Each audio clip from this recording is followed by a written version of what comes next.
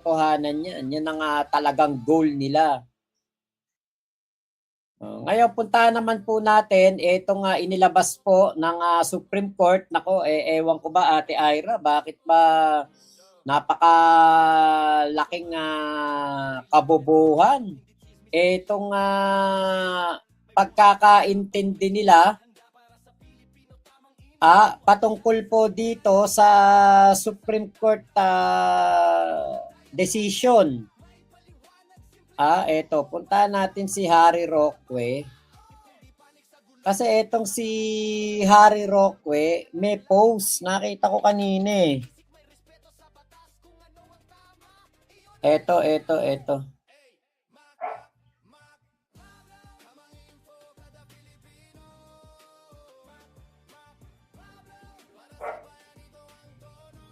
Binura na? Binura na ba?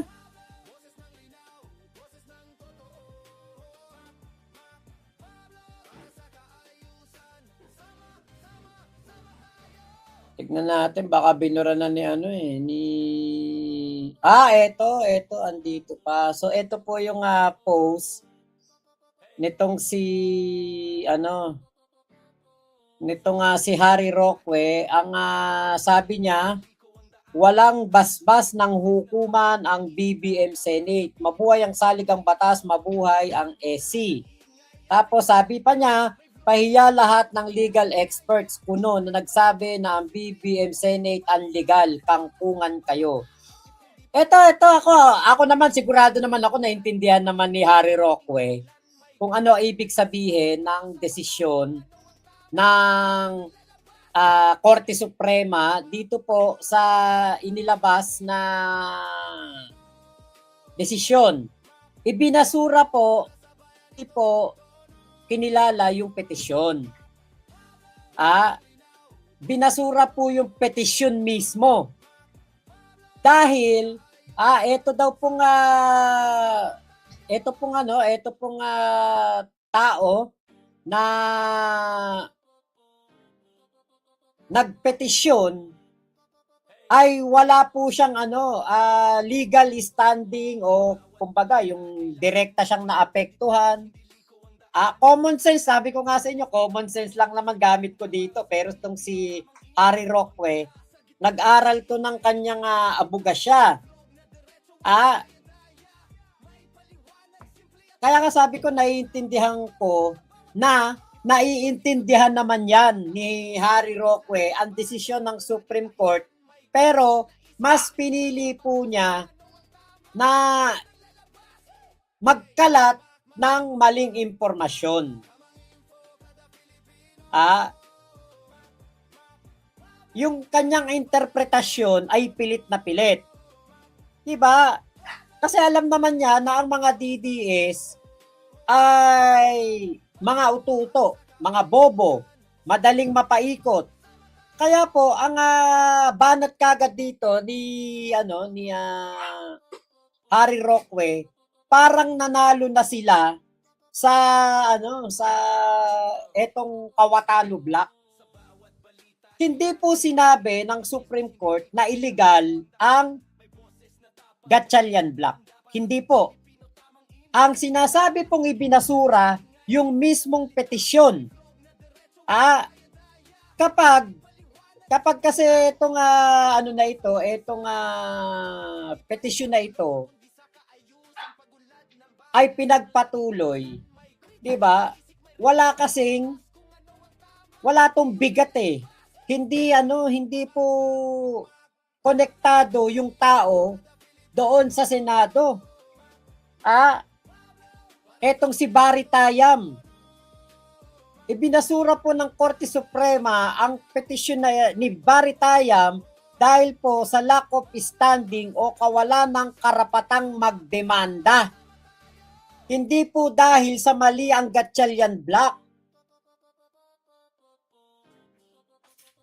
Syempre, ang paniniwalaan ng mga DDS ay etong si Harry Roque. Dito po sa dito po sa Supreme Court ruling na ito. Diba? Ganun lang kasimple. Pero ang pinalabas ni Harry Roque panalong-panalo na ang Kawatano Black at ito daw po ang kinikilala ng batas.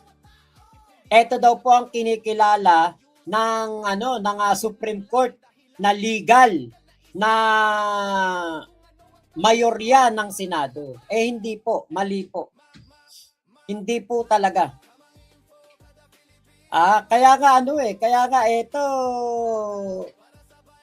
nung nakita ko tong Supreme Court ruling na ito at binasa ko, naisip ko kagad, gagamitin na naman to ng mga DDA, sasabihin na naman nila sila panalo kahit hindi naman. Hindi nga ako nagkamali. Maya-maya lang nagpo-post na si nagpo-post na itong si Harry Roque at parang nanalo na yung Kawatano Black niya. Parang champion na itong Kawatano Black. Kaya ganun talaga. Kasi ito pong si Harry Roque desperado to dahil nga po hindi makauwi at hanggang ngayon po ay tinuturing na pugante ng ating bansa dahil nga po sa pagtatago. Bagman to ni Digong sa Pogo.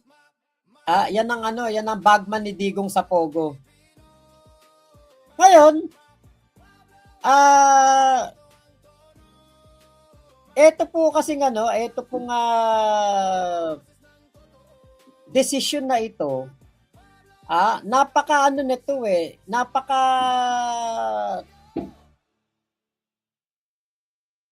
parang siya, napapanahon na na mapag-usapan kasi nga po hanggang ngayon naman talaga ay dalawa pa rin po ang namumuno sa Senado.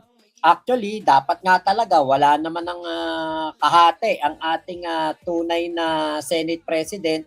Pero dahil nga po sa kapal ng muka nitong si Alan Petrang Caballo, kanya pong parang kanyang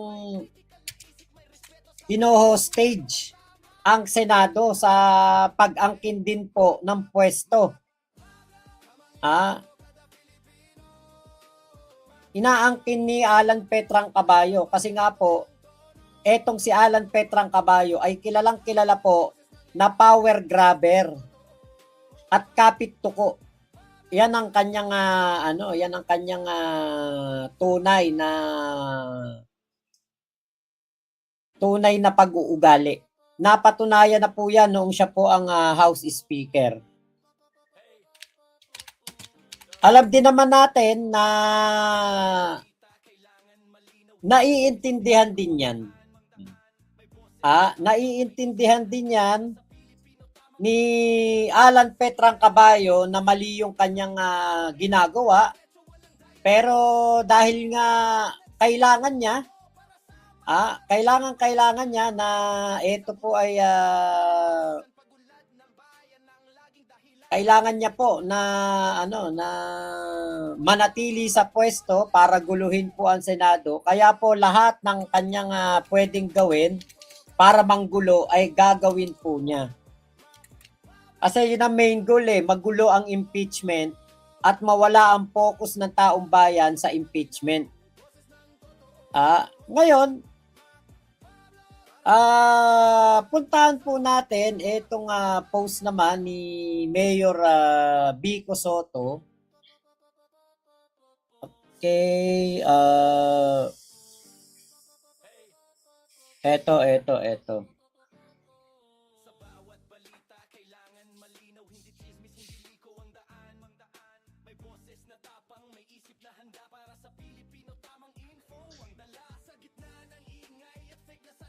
Kasi si Vico Sotto, ito pong ating mayor ng Pasig City.